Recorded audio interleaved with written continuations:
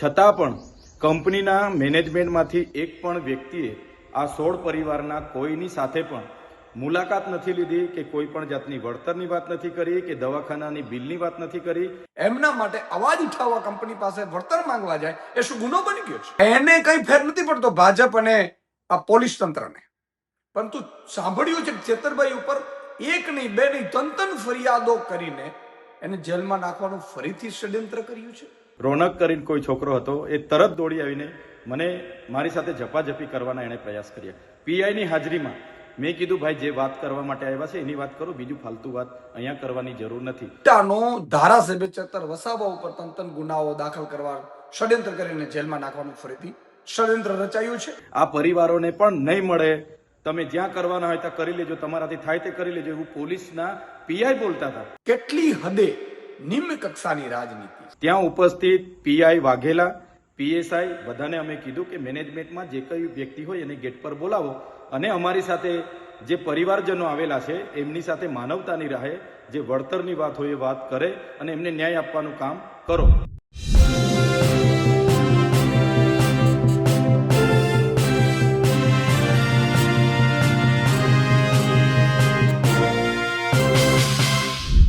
ભરૂચમાં જે રીતે કંપનીમાં બ્લાસ્ટ થયું, 16 લોકો ઘાયલ અને એક વ્યક્તિની મોત થઈ હતી. એ જ કેસની અંદર પરિવારને ન્યાય અપાવવા માટે, વળતર અપાવવા માટે ચૈતર વસાવા ઘટના સ્થળે પહોંચ્યા હતા, જ્યાં એક વ્યક્તિ સાથે તેમની મારામારી થઈ હતી, લાફાલાફી પણ થઈ હતી.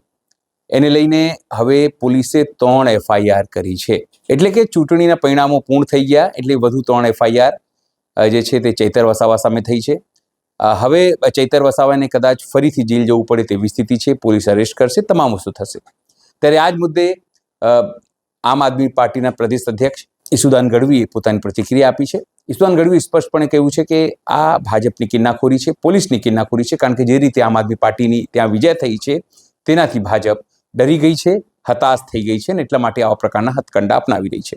નમસ્કાર, હું છું ચિંતામણી પુતનિલ પટેલ. સ્વાગત છે આપનું અમારા કાર્યક્રમમાં. આવો સાંભળીએ ઈશુદાન ગઢવીએ આ મુદ્દે શું કહ્યું અને ભૂતકાળમાં જે ઘટના થઈ હતી તેમાં ચૈતર વસાવાએ શું કહ્યું હતું. મિત્રો, થોડા સમય પહેલા ઝઘડિયામાં એક કેમિકલ ફેક્ટરીમાંની બેદરકારીના કારણે બ્લાસ્ટ થયું અને 16 જેટલા કામદારો દાઝી ગયા પૂરતી સેફટી ન હોવાના કારણે, અને કંપનીની બેદરકારી હતી. એટલે અને કામદારો સ્થાનિક આદિવાસીઓ છે. જે કામદારોના વહારે ચેતરભાઈ અને આખી ટીમ છે એ ફેક્ટરીએ પહોંચતાની સાથે ફેક્ટરી વાળાઓએ ચેતરભાઈ સાથે ખરાબ વર્તન પણ કર્યું. અને હવે સાંભળવા મળ્યું છે કે 16 જે દાઝી ગયેલા છે એમાંથી 2 ના તો મૃત્યુ થઈ ગયા છે, હજી બીજા વેન્ટિલેટર ઉપર છે. ઘણાની તબિયત સારી નથી. એમને જે વળતર મળવું જોઈએ, ન્યાય નથી મળ્યો, વળતર નથી મળ્યો. પરંતુ એને કઈ ફેર નથી પડતો ભાજપ અને આ પોલીસ તંત્રને. પરંતુ સાંભળ્યું છે ચેતરભાઈ ઉપર એક નહીં બે નહીં ત્રણ ફરિયાદો કરીને એને જેલમાં નાખવાનું ફરીથી ષડયંત્ર કર્યું છે. ગજબ કહેવાય. તમે એ આદિવાસી વિસ્તારના મજબૂત નેતા છે, આદિવાસીઓ માટે લડે છે, એ આદિવાસી એમના ભાઈઓ જે મજૂરો શ્રમિકો છે એમના માટે અવાજ ઉઠાવવા કંપની પાસે વળતર માંગવા જાય એ શું ગુનો બની ગયો છે? આની તમે જુઓ, આ પોલીસ તંત્ર ખરેખર કંપની ઉપર માનવ વધનો ગુનો દાખલ કરવો જોઈએ.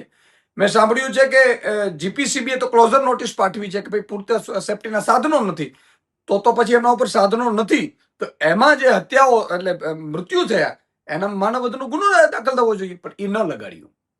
ઉલટાનો ધારાસભ્ય ચેતર વસાવા ઉપર તંતન ગુનાઓ દાખલ કરવા ષડયંત્ર કરીને જેલમાં નાખવાનું ફરીથી ષડયંત્ર રચાયું છે.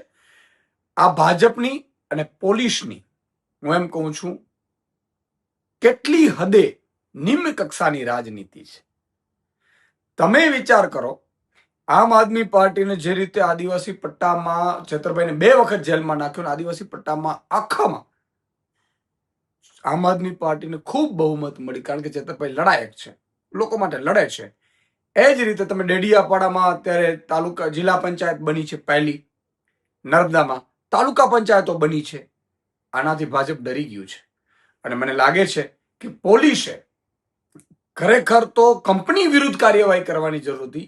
એમાં ધારાસભ્ય વિરુદ્ધ કાર્યવાહી કરીને જે અત્યારે રસ્તે ચાલી રહી છે એનાથી મને લાગે છે કે ગુજરાતની જનતામાં પણ રોષ જાગશે અને અહીંથી અટકવાના નથી. જેલભરો આંદોલન પણ મારે કરવું પડતું કરશે ને. ચેતરભાઈ આદિવાસીઓ માટે અવાજ ઉઠાવતા હતા, લોકો માટે અવાજ ઉઠાવે છે, લડશે ને હજુ પણ લડતા રહેશે. આજે અમે ઝઘડિયા જીઆઈડીસીમાં મેટ્રોપોલિકલ કેમિકલ પ્રાઇવેટ લિમિટેડ કંપનીમાં આવેલા છે. અહીંયા આવવાનું કારણ એટલું છે કે ગત 23 તારીખના રોજ કંપનીની બેદરકારીથી અહીંયા બ્લાસ્ટ થયો. 16 જેટલા કર્મચારીઓ ગંભીર રીતે દાઝી ગયા.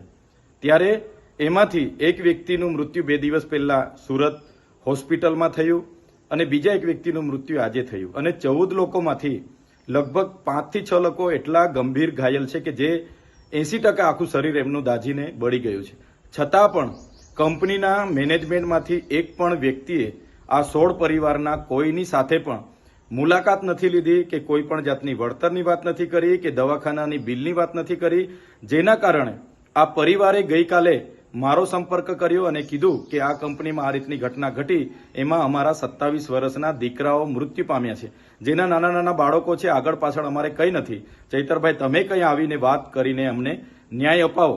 આજે અમે અમારી ટીમ સાથે એ કંપનીના ગેટ પર ગયા અને 11:30 થી લઈને 1 વાગ્યા સુધી ત્યાં ઉપસ્થિત પીઆઈ વાઘેલા, પીએસઆઈ બધાને અમે કીધું કે મેનેજમેન્ટમાં જે કઈ વ્યક્તિ હોય એને ગેટ પર બોલાવો અને અમારી સાથે જે પરિવારજનો આવેલા છે એમની સાથે માનવતાની રાહે જે વળતરની વાત હોય એ વાત કરે અને એમને ન્યાય આપવાનું કામ કરો. ત્યારે પોલીસ અધિકારી વાઘેલા સહિતના લોકોએ ત્યાં અગાઉથી જ એવા લોકોને લાવીને મૂકેલા હતા કે જે પરિવાર સાથે એમને કોઈ લાગે વળગે નહીં. છતાં એ લોકો અમારી સામે આર્ગ્યુમેન્ટ કરતા હતા કે ભાઈ વળતર તો 15 લાખ જ મળશે, એનાથી ના મળે, અમારા પરિવારના લોકો છે, આમ છે તેમ છે. પણ અમારી સાથે જે સગા સંબંધીઓ હતા એમણે કીધું કે અમે 15 લાખમાં સહમત નથી, અમારો એકને એક દીકરો મૃત્યુ પામ્યો છે, અમને માનવતાની નાતે થોડું વ્યવસ્થિત કરી આપો. જે બાબતને લઈને 1.5 કલાક સુધી એમણે ગેટ ન ખોલ્યો. અમે ગેટની અંદર ગયા. ત્યાંનો એક વ્યક્તિ રોનક કરીને કોઈ છોકરો હતો, એ તરત દોડી આવીને મને મારી સાથે ઝપાઝપી કરવાના એણે પ્રયાસ કર્યા. પીઆઈની હાજરીમાં મેં કીધું ભાઈ જે વાત કરવા માટે આવ્યા છે એની વાત કરો, બીજું ફાલતુ વાત અહીંયા કરવાની જરૂર નથી. ત્યારબાદ પણ કંપની મેનેજમેન્ટ દ્વારા એમના પરિવારજનોને બોલાવવામાં આવ્યા, એમની સાથે વાત કરવામાં આવી. એમ કહેવામાં આવ્યું કે 2 લોકો મૃત્યુ પામ્યા છે, એની જવાબદારી કંપની 15 લાખ સુધી લેશે, એના સિવાય અમે 1 રૂપિયો આપવા માંગતા નથી. જેને લઈને અમે બાદમાં કંપનીની બહાર આવ્યા અને બહાર આવતાની સાથે જ અમારા લોકો પર પોલીસ દ્વારા ત્યાંથી જાહેરનામું છે એમ કરીને લાઠીઓ દ્વારા બહાર ભગાડવાનો પ્રયાસ કર્યો છે. ત્યારે મેં કહેવા માંગુ છું કે પોલીસે આ કાર્યમાં એક માનવતાની રીતે ત્યાંના લોકોના વિશ્વાસ થાય એ રીતના પોલીસે ભૂમિકા ભજવવાની હતી.